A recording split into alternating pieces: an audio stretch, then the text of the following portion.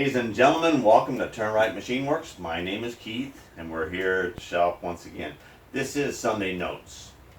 All right, I started this project yesterday, which is Sunday, and I'm shooting with my Note 4 so that I can follow along quicker and without too much interruption, carrying the video along with this project. Today, what we're going to be doing is we're going to be setting up our tracer attachment. And we have a 2-inch piece of stock here, 316 stainless steel, and we're going to put it in here, and we're going to be turning the ball in. So I'm going to be replicating this adjustable joint or knuckle, which happens to go on a pair of outriggers, and these outriggers are hand crank to put them out or bring them in for storage and lock them into place there for operation. Now these joints that were put in on these outriggers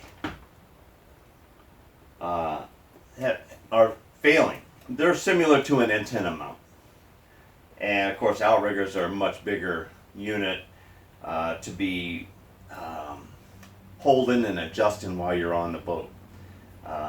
You got rocking around, you've got vibrations and things like that that loosen up these things. And there's serrated teeth or engagement teeth like a cog, only they're sharp pointed and like threads almost in a fan shape. I'll give you a close-up picture of that.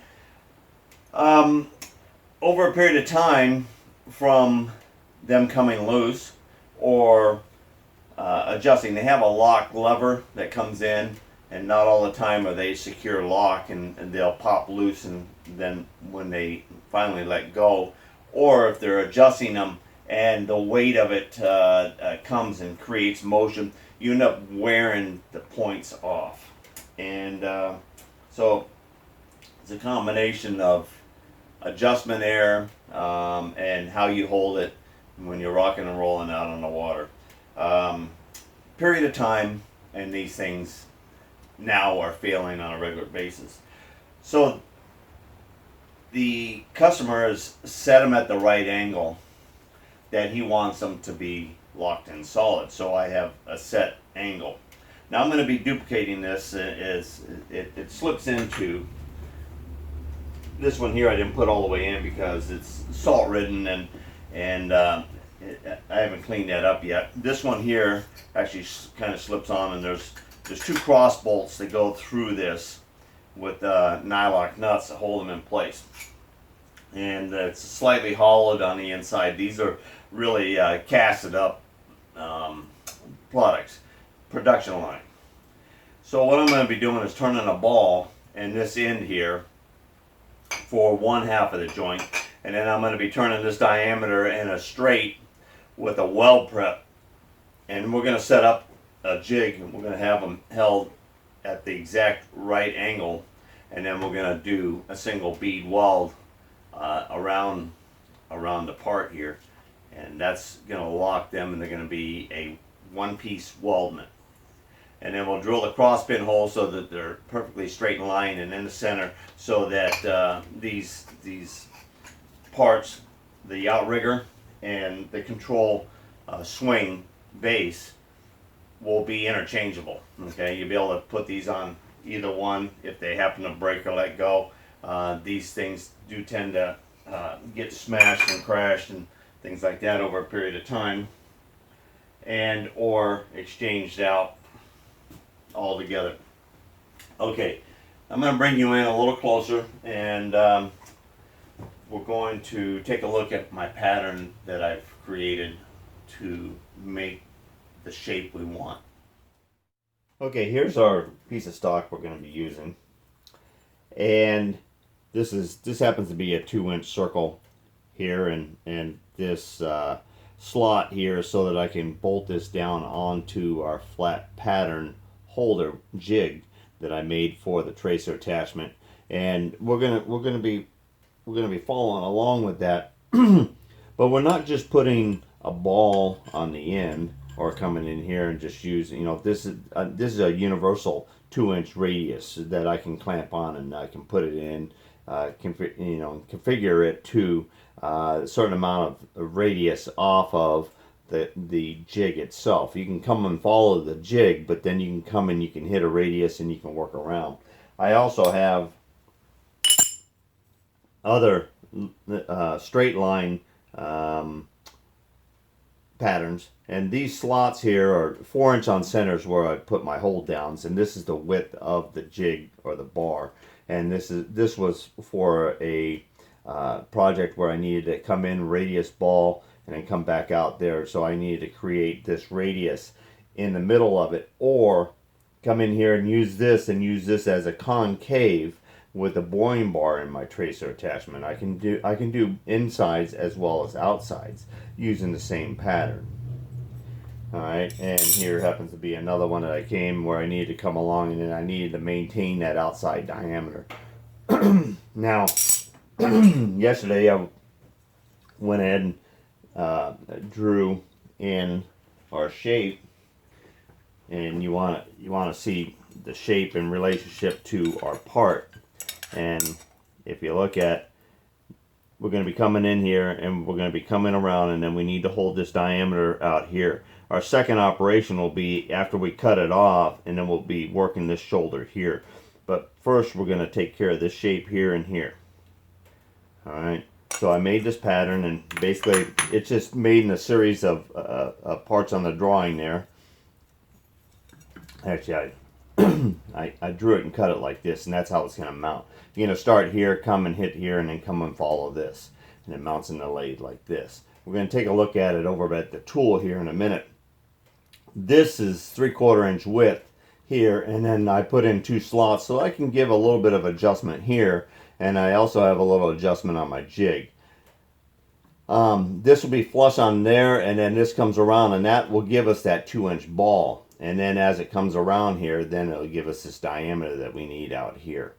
Alright, now let's take a look at how the tool sets in relationship to the part or the pattern that we're cutting. Okay, I'm using a D&M style bit here, and the reason why I'm doing that is that it comes in and it can approach a face and face out. It has a slight bit of relief back this way here when it's in the straight position, and then you have all of this relief back here.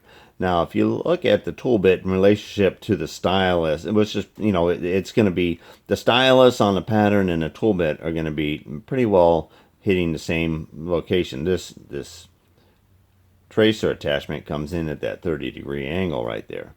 Okay, so it comes in, touches, hits the face of the ball. We might have a little tiny nipple on our part there, but we can gnaw that off and remove it. As this comes around, see how that actually has enough relief on the back side to come around and hit that shallow of a curve on the back side, and then we'll continue along the straight.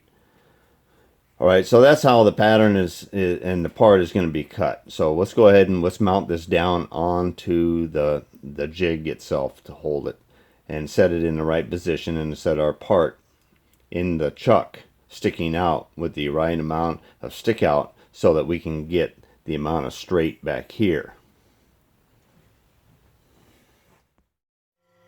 Okay, always make sure my waves are nice and clean there.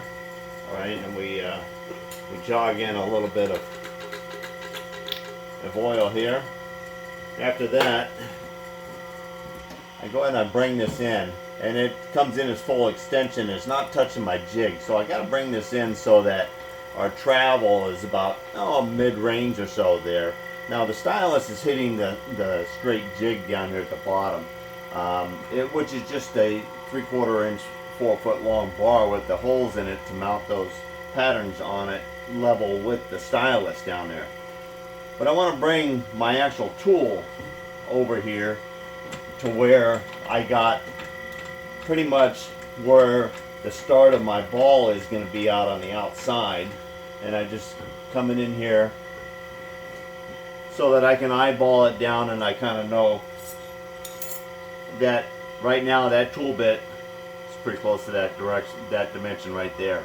All right, Now, we don't care if this is actually going to be mounted back a little bit so that it takes just a little bit off of the face here, so we make sure we're always taking a little positive.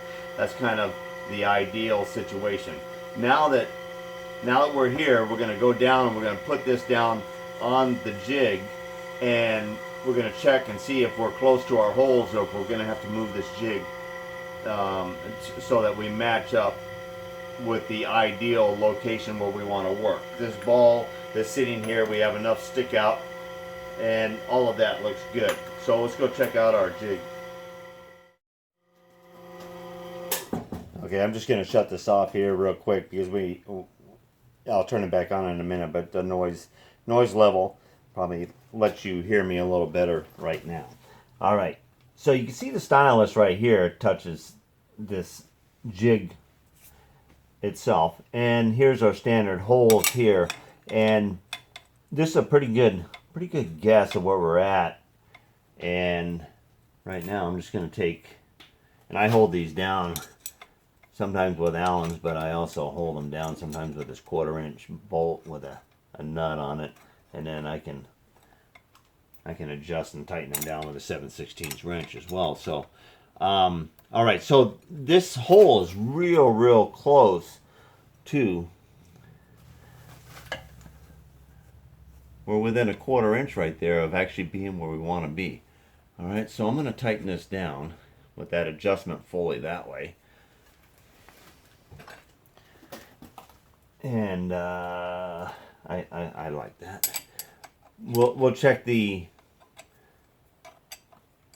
alignment of this because we have a little bit of latitude, but we'll be checking this right here in relationship to our jig for this diameter here. It's not real critical because this is going to be an open air. Both this ball and this diameter we're going to be turning here is what I call open air. It doesn't fit inside anything.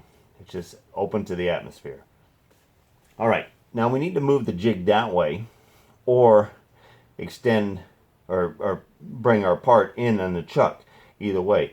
But with the adjustment at each end of the flat bar jig between the centers of the pattern holder, we can adjust our pattern towards the stylus. All right, now I need to turn on the pump again, and I'm gonna have to disturb the light for a second.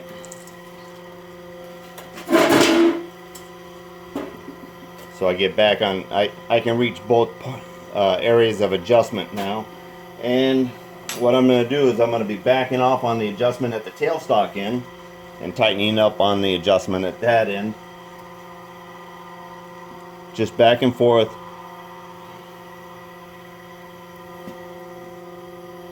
Until I bring it in enough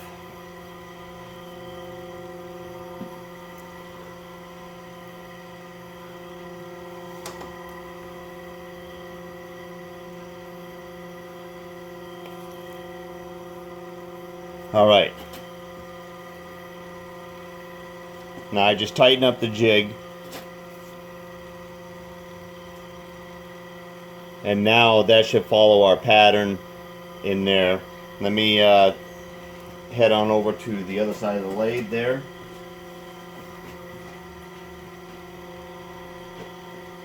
All right, I'll be able to move the compound or the carriage now. So you can see that comes in, comes around. Now it's a little faster on the drop right there because it's actually going away from the stylus as you go. And now we come along and do our straight here. All right, now to go back, we just pull back on our lever, come back out here. We'll set 0 wherever that's going to be on our travel dial, so we know we'll be able to come in there and repeat that. Okay, we're ready to go, and you can see the stylus down here about a 1/4 inch away from the pattern ball there, and we're out here with the tool bit about a 1/4 inch, and we're out at this diameter because when you're working a tracer, you keep the same lineal pattern in a tool bit path, but you bring in your cutter to bring it to the dimension or the size that you want it. Alright, so what we're going to do is we're running this in reverse, and we're going to hand crank in, and we're going to follow our pattern here until I start touching.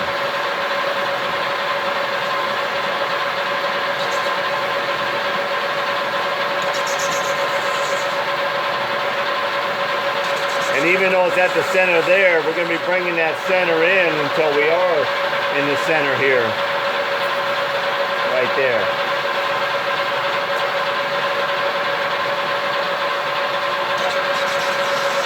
I'm just feeding it by hand right now, just roughing it out a few passes.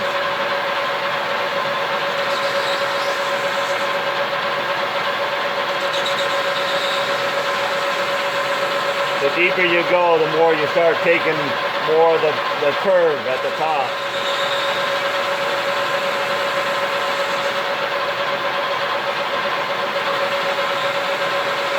We're on the positive side here. I mean, I can come over here and go like that. Come back in at 0. I'm going to mark 0 now on there because later on I will be.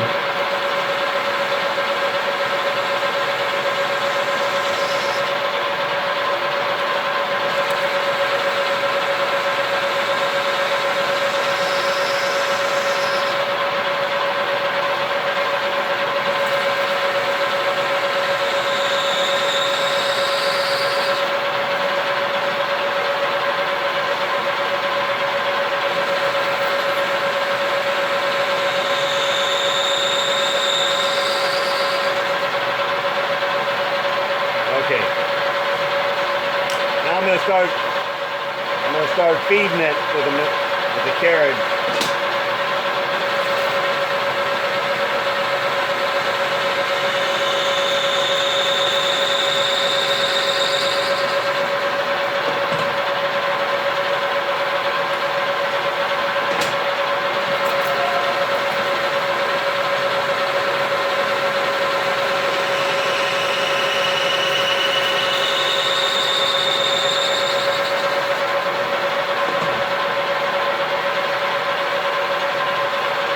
Okay,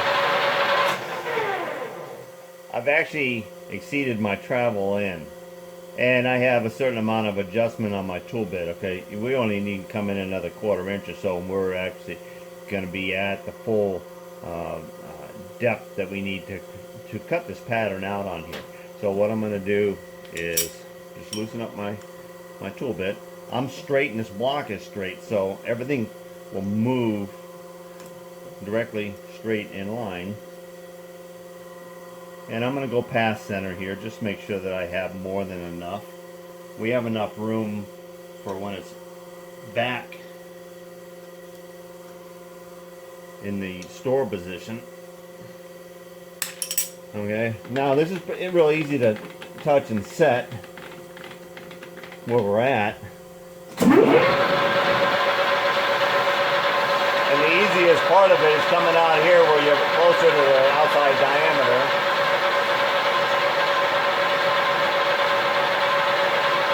Like that. Okay, now our next cut, we'll just continue on where we were.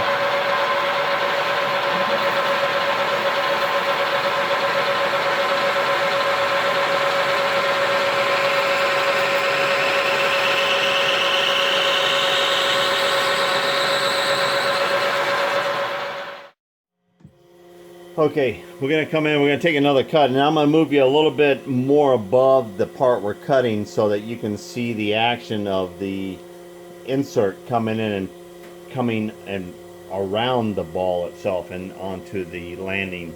So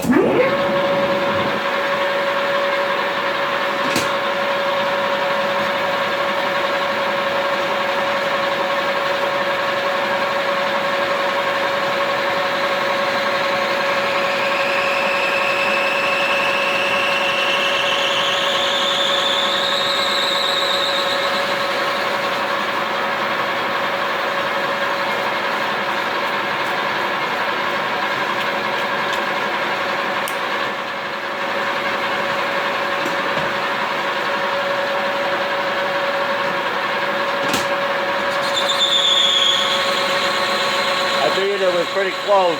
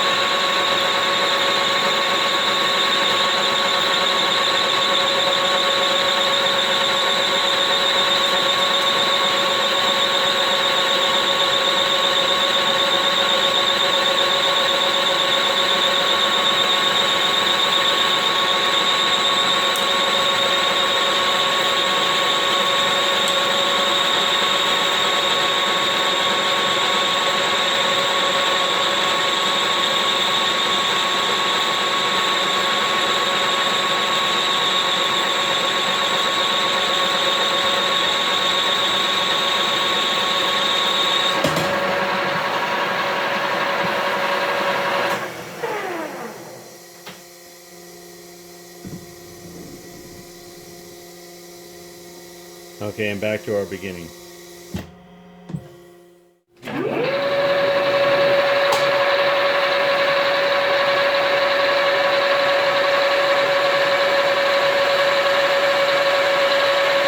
That's 30 aside.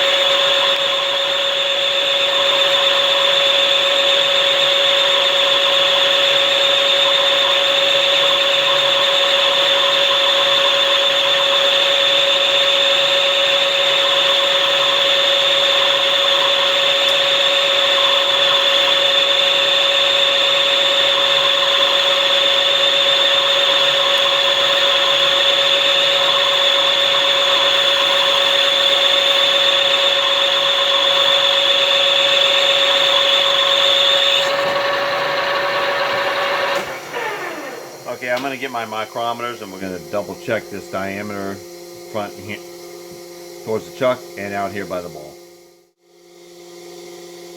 Alright, we got 827 and we got 810. Alright, so we're about 17 thousandths larger here than we are here. So we're going to adjust our pattern there. We're just going to bring this part of the pattern out farther if we can.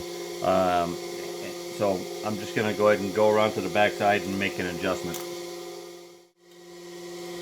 Alright, now we were 27 here and we were 10 here, I believe it is. Let me just double check here.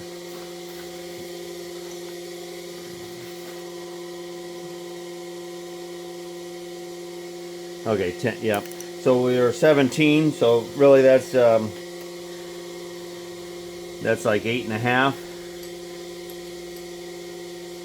So we're going to bring this out 8.5. Alright, now we'll go ahead and take another cut and we'll double check that.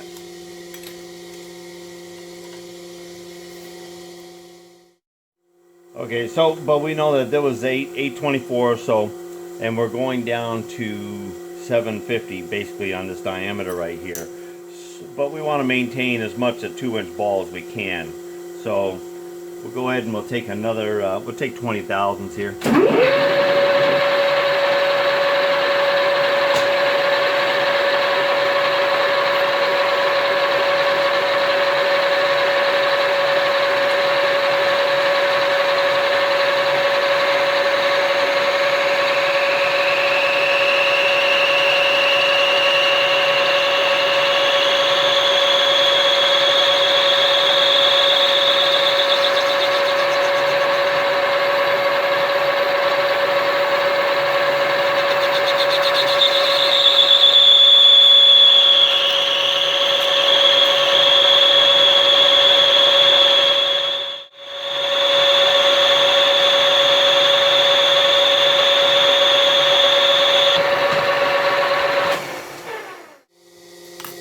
Okay.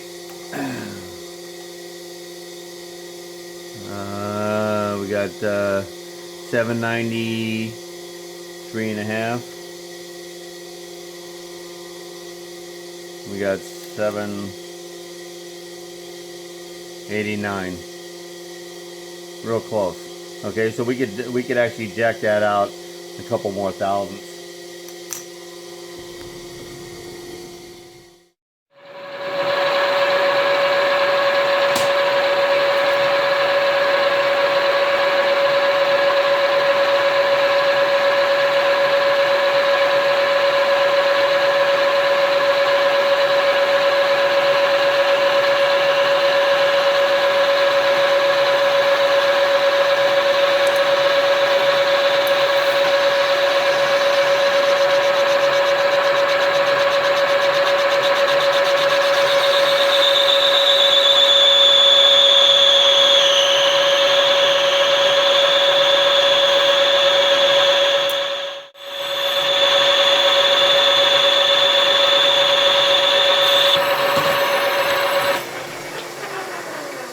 Alright, let's see if our measurements are a little better this time. Alright, we got 775 there. 772 there. We're within a couple thousand. Not bad. Okay, I think we finally got it close. So we got about 770 there and a half. 770 and a half. I think we're doing pretty good. A little bit under there, but that was just a hand sanded pattern there, so that's fine. All right, we can go ahead and so we got basically about 20,000 to take off of there. We had one little holiday right here, so we'll take it just till we get to this clean, and then this is open air, so we'll let it go at that.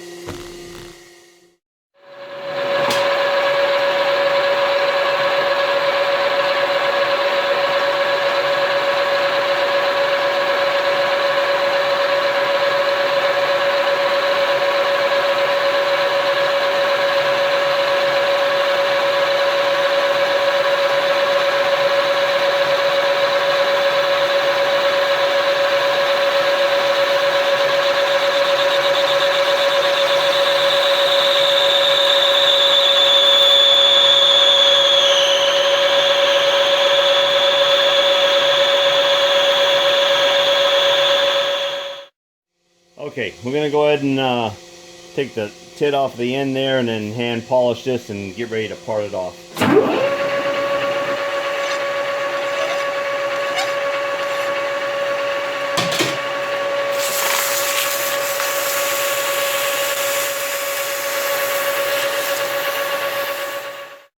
Okay, let's part it off now.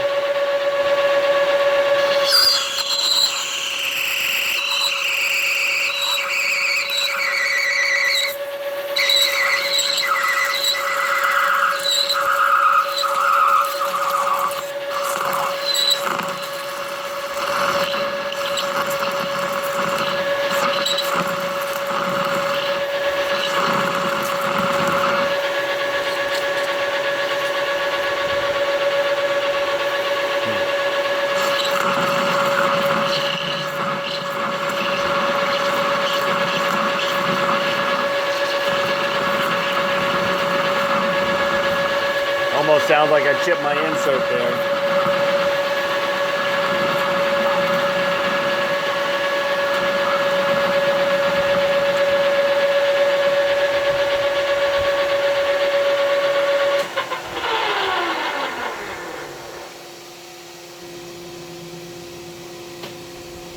No, it still looks good.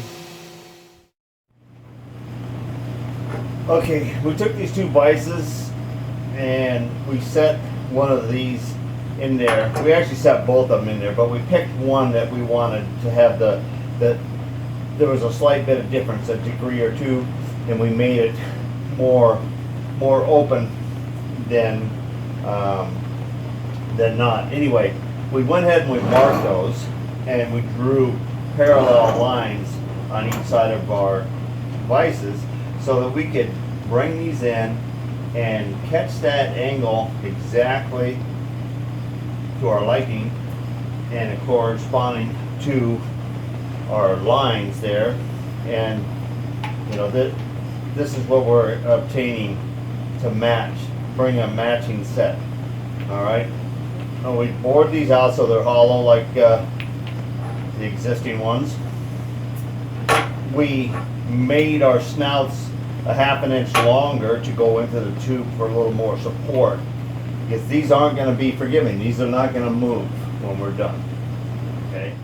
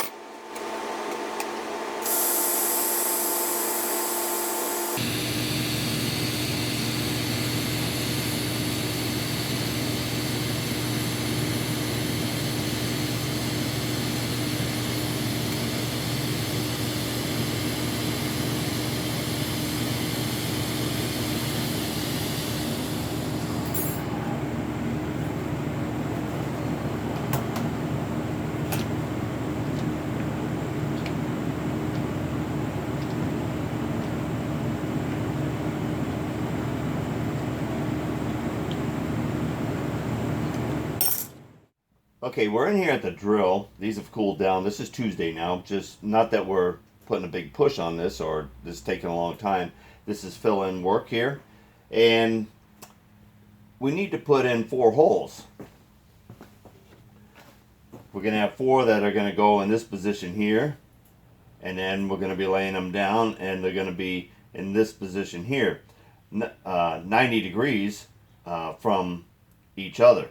But we're going to go ahead and do it in 2 setups. All right, from this shoulder out is our dimension, so we're just going to use the edge of the vise, and that's going to create that 0 stop there. Rotation, we're going to go ahead and use our fancy stop here that Collins made us, and Colin Chapette made those, and he actually did a fantastic job. Starting to get a little dirty there. Alright, so I've set up that stop. Now how I set up the stop is not off the pointer end here. I went ahead and found our mean location where we're going to be, and then I just took a large vise jaw, which has got a good surface, and we're locating off the back side so that this is going to be parallel to this. And then I went ahead, held it up here against the jaw, loosen these up, let it stress free into that position. Then I lock those back down in there, and we're using this entire side here as the guide. All right, now we're spacing it up off of the bottom of the vise like this, holding it into the stop, holding it over to the bar or the stop itself. All right, once we're tight. All right, we already preset our distance of our drill out from that shoulder.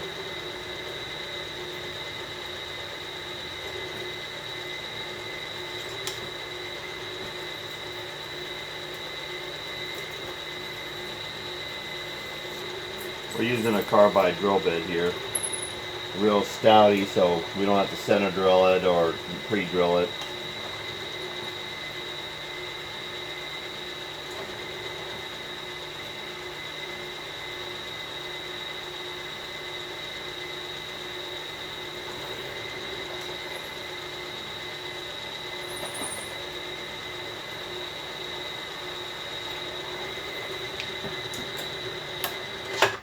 All right.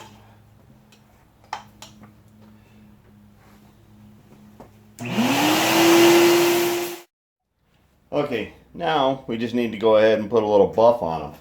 And since I've sold off my foot shear, my finger brake and roller, all this room comes, and I'm able to go ahead and hook up my ball door buffer back to its original location. Alright, if I had a big part, I'd go ahead and move my arbor press, but there's no sense in it. This is just a small piece, and I'm going to hold it right in here, no problem.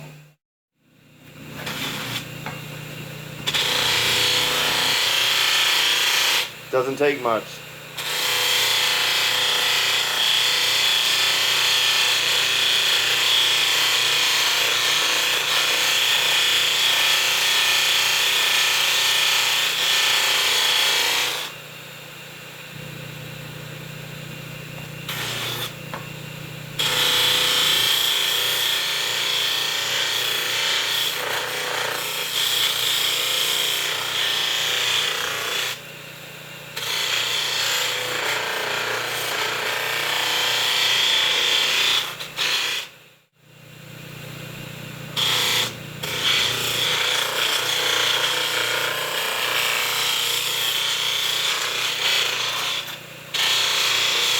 This almost reminds me we should get back on Buffy, right?